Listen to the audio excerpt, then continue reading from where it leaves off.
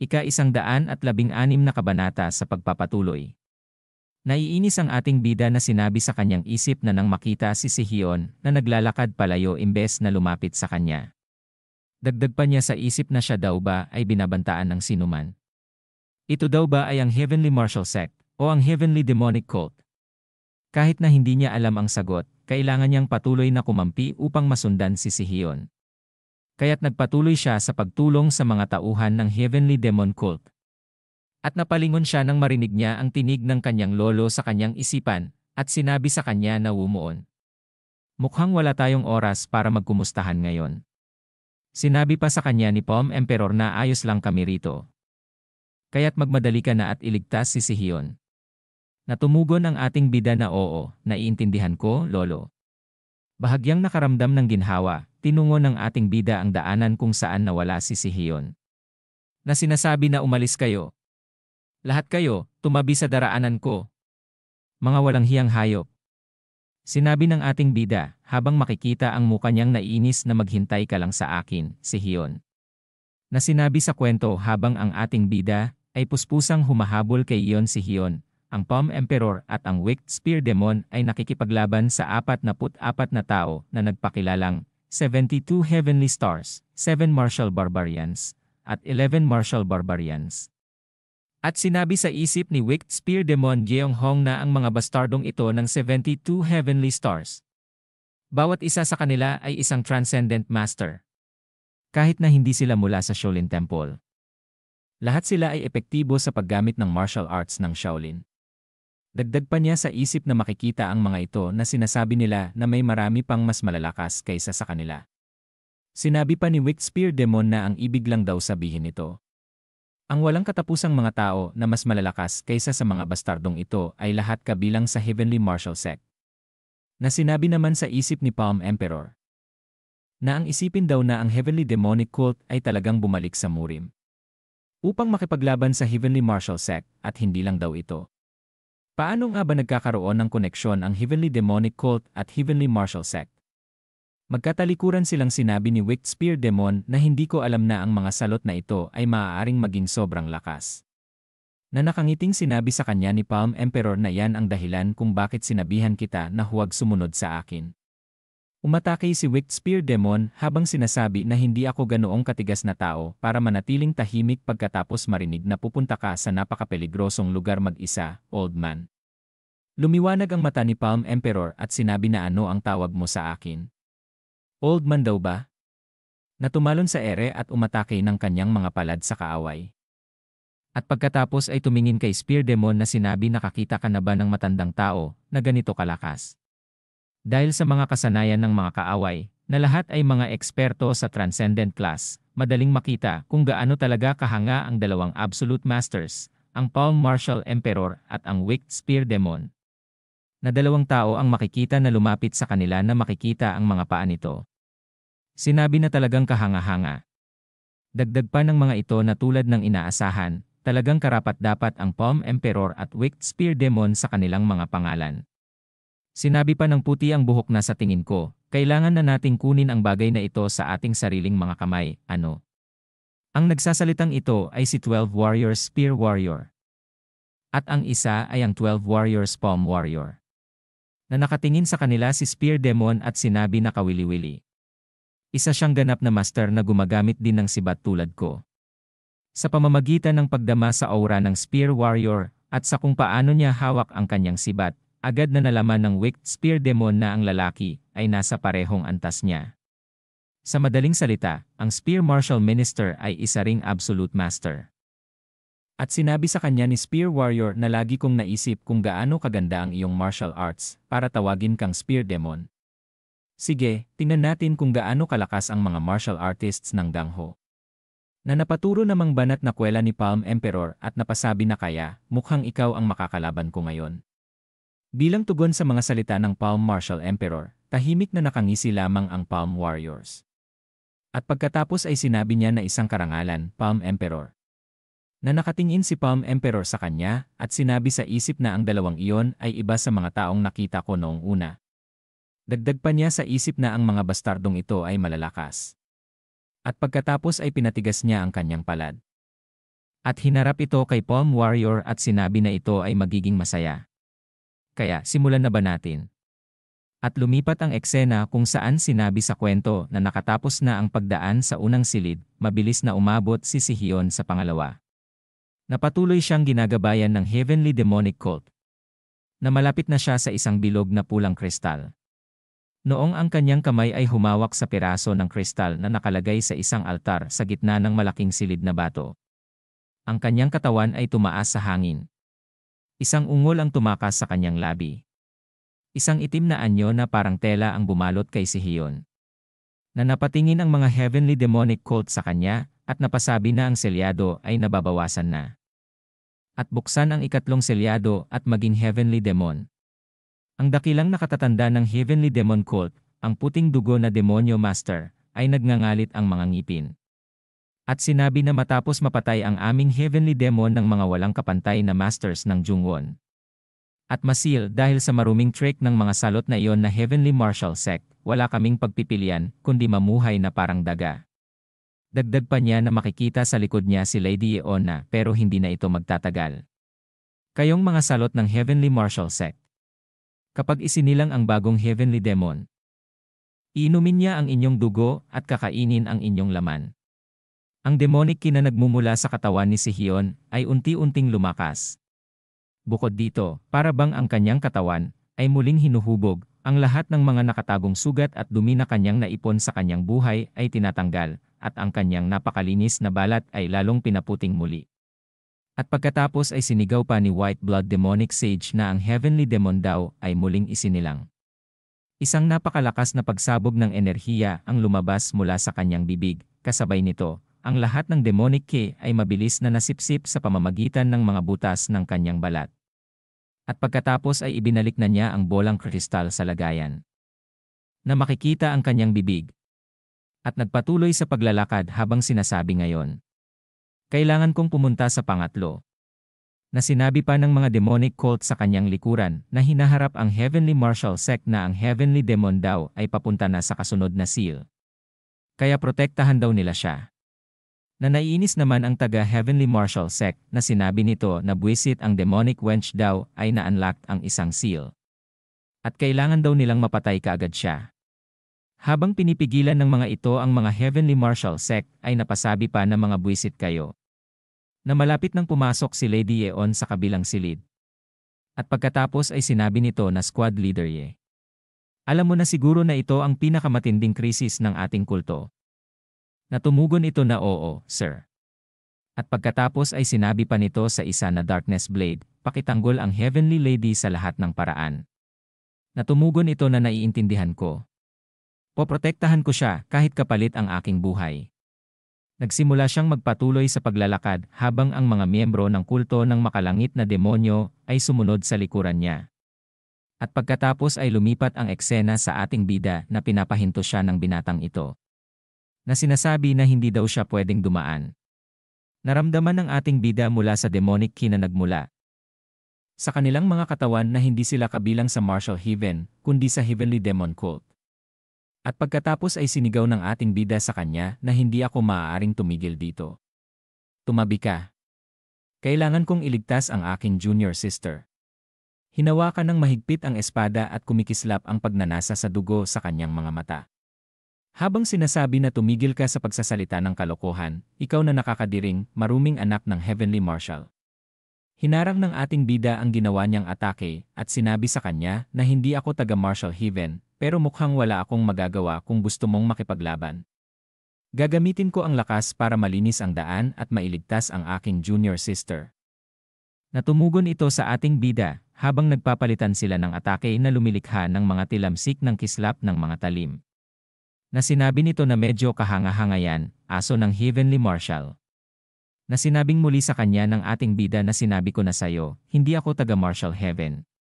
Mabilis na gumalaw ang ating bida at gumamit siya ng snowstorm. Nagulat ang binatang ito sa ginawang atake ng ating bida at hinarang niya ito. Sinasabi na siya daw ay malakas. Natumingin siya habang patuloy sa pagharang ng mga inatake ng ating bida. At nakita niya ang mga Heavenly Martial sa likuran ng ating bida na mabilis na paparating. Napamura ang binata at inangat ang kanyang malapad na espada, at naglabas ng madilim na enerhiya, habang sinasabi na wala nang katapusan ang pagdating ng mga salbaheng mula sa Heavenly Martial Sect. At ihahampas na nito ang espadang may nakabalot na enerhiyang itim. Na napasabi ang ating bida sa isip habang tinitingnan niya ito, na tulad sa inaasahan sa isang heavenly demonic cult. Wala pa akong nakasalubong na sinuman sa aming edad na may ganitong antas ng pagsasanay saan man. Maging ito man ay sa Justice Coalition o Black Bull Gang. Kasabay nito, naisip ng ating bida ang mga aksyon ni Hui Jigang sa hinaharap at tumalon siya sa hangin. Humigit kumulang sa 12. Mandirigma ng Martial Heaven na humahabol kay Wumuon mula sa likuran ay nahati-hati sa mga piraso ng aura ng espada. At nang makita ito, hindi na nagbigay ng pansin si Hui Jigang kay Wumuon, tinawag ang kanyang mga tao. At mabilis na sumugod habang sinasabi na patayin ang lahat ng mga salbaheng mula sa Martial Heaven. At lumingon ito sa ating bida na sinabi niya sa isip na isang batang hindi mula sa Heavenly Martial Sect kundi nagmula sa murim ng Jongwon at mas malakas pa kaysa sa akin. Na bumaba na ang ating bida mula sa pagkasabit sa kisami na sinasabi niya na tiyak na naging malinaw sa kanya na hindi ako mula sa Heavenly Martial Sect pagkatapos ng makipaglaban sa akin.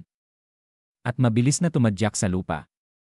At lumipad sa hangin habang sinasabi niya na kailangan na daw niyang umalis ngayon. Hindi ko alam kung ano ang nangyayari dito, pero ngayon ay hindi na ako makapag-isip ng iba kundi ang pagliligtas kay si Hayon.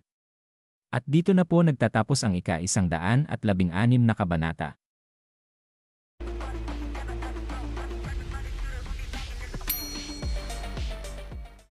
Ika-117 kabanata sa pagpapatuloy. Hindi lamang iisang daanan ang mayroon sa Heavenly Demon Tomb. At mayroong 3 daanan. Daan na patungo sa iba't ibang direksyon.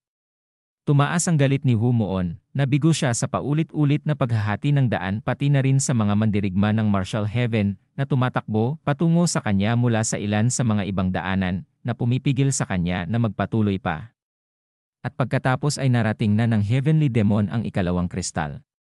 Na sinasabi pa na huwag hayaan ang mga salbahing ito na lumapit pa.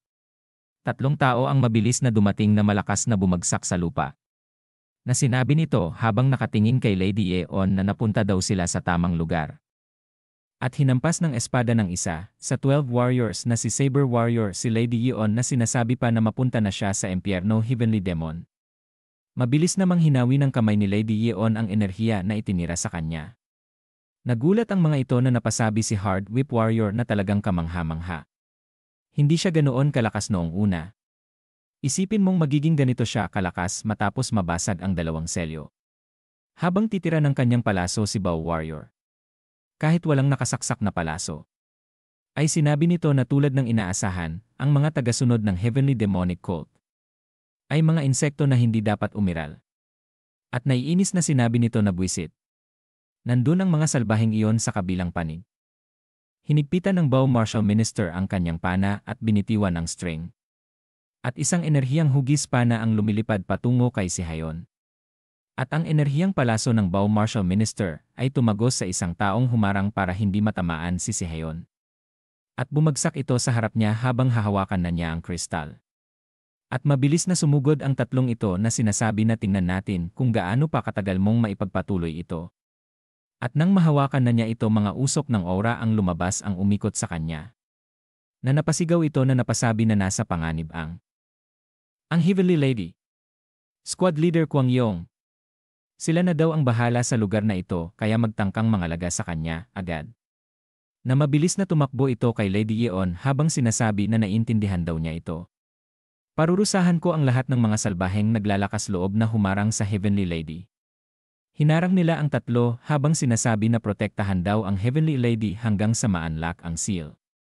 Sinabi naman ng Saber Warrior na ang mga maruruming salbaheng ito. Na sinabi naman ni Hard Whip na huwag na kayong humarang sa amin at mamatay na. Na nagulat naman si Bow Warrior na napasabi na teka. Nabuksan na ng babaeng iyon ang selyo. Hawak niya ang bilog na kristal na nahigop na niya ang enerhiya nito. Na ito ay humakbang ng muli. Na napasabi si Saber Warrior na naiinis na ang nakakikilabot na enerhiyang ito. Naging ganun na ba siya kalakas? Sinabi ni Lady Yeon na may blangko ang mata na ngayon. Ang huli. Tinira ng enerhiyang palaso ni Bao Warrior si Lady Yeon na sinasabi pa demonic wench. Hindi ka makakalabas dito ng buhay. Na ikinagulat naman ng taga-demonic cult na napatingin sa kanyang Bao. Nahinarang naman ng isang ito ang enerhiyang palaso na patungo kay Lady Yeon na sinasabi pa na kahit na kailangan kong ipagsapalaran ang aking buhay, kailangan kong pigilan ito. Natumira na naman ito ng palasong enerhiya. Natinamaan na ito na napatingin siya sa kanyang balikat. Nahinampas naman ni Hard Whip ang isang ito na sinasabi na ikaw na insekto ka. Walang silbi ang paghinto nito. At hinampas naman ng Saber Warrior ng kanyang espadang malaki ang isang ito na sinasabi pa na mamatay ka. Na napalingon ang elder na ito at napasabi sa kanyang isip na buwisit. Na itutulak ang Kwang Yaong squad. Hindi ito ang tamang oras para makipaglaban habang nag-ipon ng aking panloob na ke. Tumalo nito sa hangin at sinabi pa niya sa isip na sa ganitong takbo, hindi na kami tatagal ng matagal. At pagkatapos ay tumira siya ng freezing palm strike. Nanaharang naman ito ng tatlong taga-Heavenly Martial Sect. Napaatras ang mga ito. Na sinabi ni Saber Warrior na ang matandang ito ay malakas. Na napasabi naman si Hard Whip Warrior na isipin mong nagawa niyang gamitin ang freezing palm strike sa ganong antas. Ataking muli ito habang sinasabi na kayong mga Heavenly Martial ng mga gago. Pagyaluhin ko kayo hanggang sa buto. Sa hindi inaasahan niya isang malakas na enerhiya ang tumama sa kanyang likuran na napasabi pa na ito daw ay. Na makikita ang kamay na ito na sinasabi na matagal-tagal na rin daw White Blood Demonic Sage. Na makikita ito na sinabi pa na tatapusin ko ang iyong kawawang buhay sa aking sariling mga kamay sa pagkakataong ito. Na napasabi ang tatlong ito na yun daw ay si Mangwang. Dagdag pa ng mga ito na sa wakas tapos na ang mga ito. At sinabi ni White Blood Demonic na Mangwang. At sinabi niya sa isip na buwisit. Hindi ba nagtagumpay ang advance team sa pagpigil sa kanya? Na makikita ang muka nito na nangangalit ang ngipin ni White Blood Demon Master at desperadong nagpadala ng boses na transmisyon sa Light Blade at Darkness Blade. Na sinasabi niya na susubukan kong panatilihin ang Mangwang dito hanggat maaari. Pakigabayan ang Heavenly Lady sa huling silid. Malakas ang Mangwang. Hindi. Higit pa siya sa malakas. Kahit ang White Blood Demon Master, na isang veterano sa Absolute Stage, ay kailangang ilagay ang kanyang buhay sa panganib upang mapanatili ang Mangwang at makabili ng oras. Lumingon ang dalawa at tumugon sa isip na naiintindihan daw nila, White Blood Demon Master. Ang iyong sakripisyo ay mananatili sa alaala magpakailanman. At pagkatapos ay mabilis na kumilos ang dalawa na sinasabi pa nito na magiging tagapagbantay kami para sa Heavenly Lady. Huwag pabayaan na magbukas ang pasukan. Natumugon ang mga ito na okay po sir. Naglabas ng enerhiya sa magkabilang kamay si White Blood Demonic Sage. Nahinarang ang ginawang atake sa kanya ni Mangwang. Na sinabi sa kanya nito na mukhang umunlad daw siya ng kaunti White Blood Demonic Sage. At pagkatapos ay nagkasalubong sila ng atake nito na sinabi pa ni White Blood Demonic Sage na isara mo ang marumi mong bibig. Sinabi pa niya sa isip na kung hindi ko kayang panatilihin ang taong ito rito, mababasag ang aray at magdurusa ang lahat ng mga kapwa kultista namin sa batong silid na ito. Na napasabi naman si Hard Whip Warrior na buwisit siya daw ay makakalabas na. Na napasabi naman si Darkness Blade na hindi namin kayo papayagang makalabas dito. Kahit nakapalit ng aming mga buhay. Na makikita ang muka ni White Blood Demonic Master sinasabi habang may enerhiya sa kamayan na oo. Handang isakripisyo ang aming mga buhay. Para sa kapakanan ng aming bagong Heavenly Demon. Sinabi pa niya habang ginagabayan ni Light Blade at Darkness Blade si Lady Yeon na ngayon. Dahil isa na lamang ang natitirang selyo. Ang mga atake ng mga bastardo ng Heavenly Martial ay magiging malalakas na. Na si Lady Yeon ay papasok na sa huling silid. At dito na po nagtatapos ang ika-117 kabanata.